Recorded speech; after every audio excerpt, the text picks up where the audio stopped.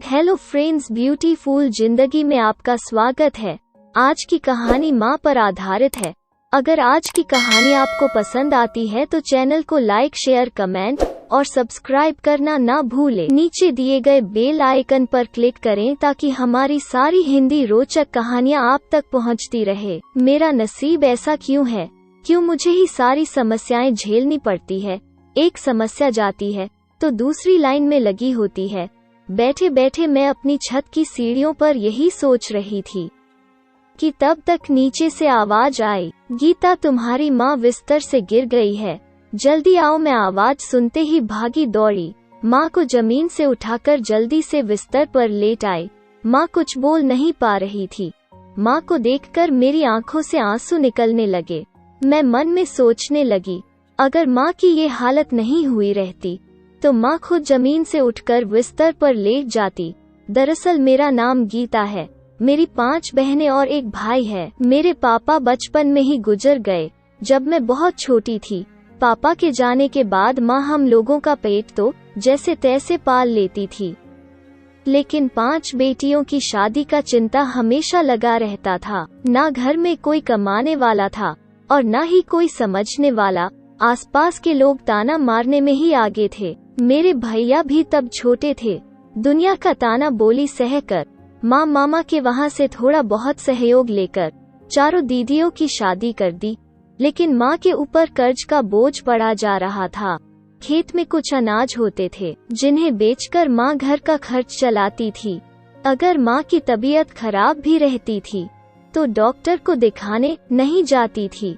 सोचती थी कि जो पैसा डॉक्टर को दूंगी वही घर का खर्च चला लूंगी। माँ हमेशा यही सोचती थी कि बेटा बड़ा होकर कमाने लगेगा तो गरीबी के दिन बदल जाएंगे। माँ हम लोगों को कम पढ़ा लिखा कर घर का काम सीखने के लिए बोला करती थी, लेकिन वही भैया को कर्जा लेकर पढ़ा देती थी ताकि वो पढ़ लिख कर एक अच्छी नौकरी करने लगे। पर होनी को तो कुछ और ही मंजूर था। भैया अपने कॉलेज में साथ पढ़े एक लड़की से प्यार करने लगे। प्यार इतना आगे बढ़ गया कि एक दिन उन्होंने अर्चना से शादी कर ली। शादी करके घर आए तो सभी लोग देखकर हैरान हो गए। सभी लोगों में मैं और माँ थी।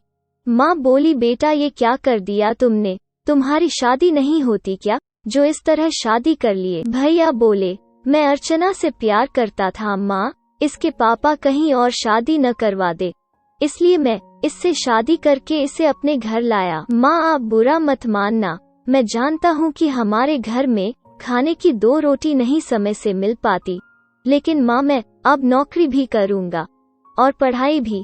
आप चिंता ना करो, अगर मैं शादी करके अर्चना को ले आया हूँ तो मैं उसकी और हमारे परिवार की जिम्मेदारी भी उठाऊंगा। माँ ये सुनकर खुश हो गई।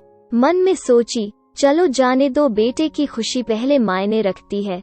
मैं जल्दी से आरती की थाली लाई और भाभी का स्वागत कर उन्हें माँ के कमरे में ले गई। हमारे घर एक ही कमरा था जो अब भाभी का हो गया।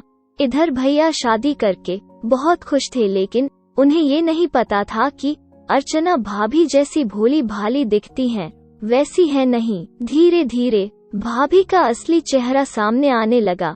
रोज कभी भैया से लड़ती तो कभी माँ से। उनके आने के बाद जिंदगी एकदम बदल गई।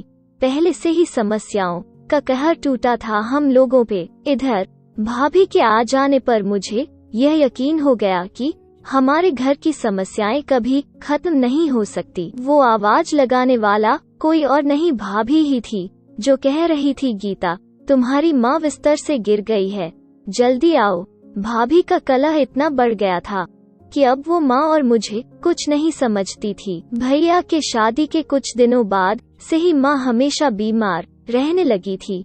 भैया इतने बदल गए थे कि माँ की दवाई या उनके खाने पीने का कोई इंतजाम नहीं करते थे। यह देखकर मैं घर से बाहर कुछ करने के लिए निकलने लगी। तभी मेरी मुलाकात मेरी सबसे पुरानी सहेली से हुई। उसने मुझे एक एनजीओ में नौकरी करने की सलाह दी। अगले ही दिन से मैं उस एनजीओ से जुड़ गई। महीने के अंतिम तारीख को जब मुझे सैलरी मिलने लगी तो मैं बहुत खुश हुई। माँ का इलाज भी करवाने लगी। माँ को कुछ दिन तो लगा, लेकिन वो बिल्कुल ठीक हो गई। लेकिन मेरी जिंदगी में तो जैसे खुशी लिखी नहीं थी। एक दिन की बात है, मैं नौकरी पर गई थी। माँ घर पर नहा धोकर मंदिर पर जाने लगी। रास्ते में बारिश जोरों से था, मगर माँ सोची मंदिर पास में ही है, चलो जल्दी से चली जाती हूँ। भैया भाभी अपने में मगन रहते थे, उनको किसी से भी कोई मतलब नहीं था। माँ मंदिर तो पहुँची, लेकिन मंदिर से कभी घर नहीं आ सकी। हुआ यूं कि बारिश की वजह से बिजली इतनी जोरों से कड़क रही थी कि मानो जमीन पर गिरे तो तबाही ही मचा दे। माँ जैसे ही मंदिर की घंटी बजाई, तुरंत ही आसमानी बिजली मंदिर पर गिर गई, और चूंकि घंटी लोहे की होने के वजह से बिजली का झटका माँ के भी ऊपर आ गया। झटका इतने जोरों का था कि माँ की साड़ी में पूरा आग लग गया। एक दुखियारी माँ मंदिर में भगवान के सामने जलती रही, लेकिन भगवान को दया तक नहीं आई। अगर मैं घर पर रही होती तो शायद ऐसा कभी नहीं हुआ होता, क्योंकि मैं माँ के साथ रहती, बारिश में उन्हें बाहर जाने ही नहीं देती। लेकिन हम तो इंसान हैं, कुछ नहीं कर सकते। लेकिन भगवान को अगर थोड़ी बहुत भी दया आई रही होती तो मेरी माँ को बचा लिए होते। माँ जलते जलते अपना दम तोड़ दी थी। बारिश इतनी तेजी से हो रहा था कि कोई घर के बाहर निकल ही नहीं रहा था। जब शाम को मैं घर आई तो माँ को ढूंढने लगी। भैया भाभी से पूछी तो वो लोग बोले, तेरी माँ है तू जान। मैं रोते रोते पूरा गांव खोजने लगी।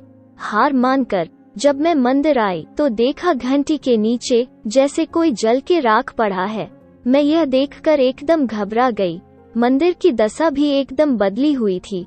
अंदर गई तो देखा पूजा की थाली उसमें रखा, आरती का किताब जला पड़ा है। मैंने कहा ये तो मेरी माँ का है। माँ रोज मंदिर में आरती करने इसी आरती के किताब को लाती थी।